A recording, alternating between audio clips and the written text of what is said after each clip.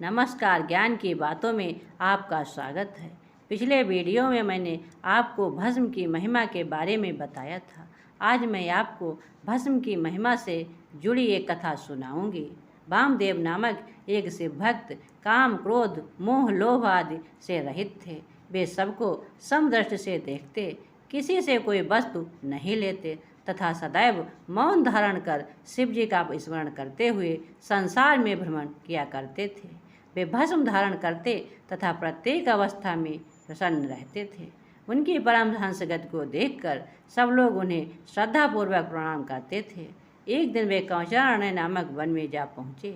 उस वन में केवल भूत प्रेत रहते थे।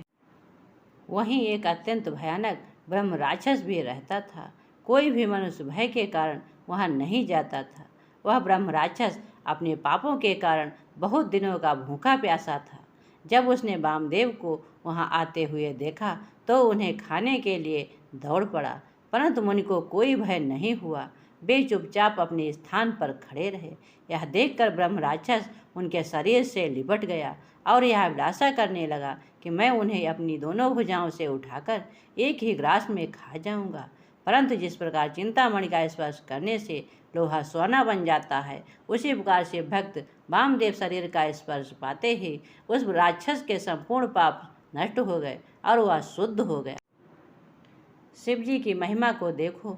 जो राक्षस वामदेव को भक्षण करने के लिए आया था, वही आनंदित हो उनके सामने हाथ जोड़कर खड़ा हो गया। वामदेव के शरीर में जो भस्म लगी हुई थी वह उस ब्रह्म राक्षस को भी लग गई, इसलिए ऐसा परिवर्तन हुआ। तब वह ब्रह्म राक्षस वामदेव के चरणों पर गिरकर हाथ जोड़कर प्रणाम करता हुआ बोला, हे प्रभु, आपका स्पर्श करने से मुझे अत्यंत सुख प्राप्त हुआ है। अब आप कृपा करके मेरा उद्धार कीजिए। हे स्वामी, यदि आप मुझ पर कृपा करेंगे तो मैं इस अधम शरीर से भी मुक्ति प्राप्त करूंगा। इस शरीर को पाकर मैं अत्यंत दुखी हूँ। मुझे खाने के लिए कुछ नहीं मिलता। मेरे दिन रात रोता रहता हूँ।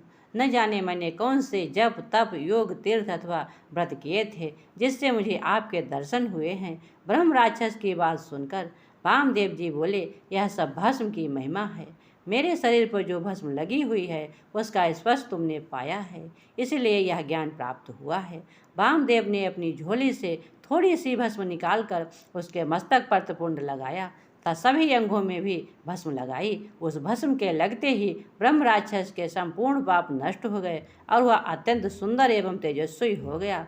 उसी समय आकाश से एक विमान आया जिसमें बैठे शिवगण उसे शिवपुरी को ले गए। वहां पहुंचकर वह शिवगणों में सम्मिलित हो गया। जय भोलेनाथ।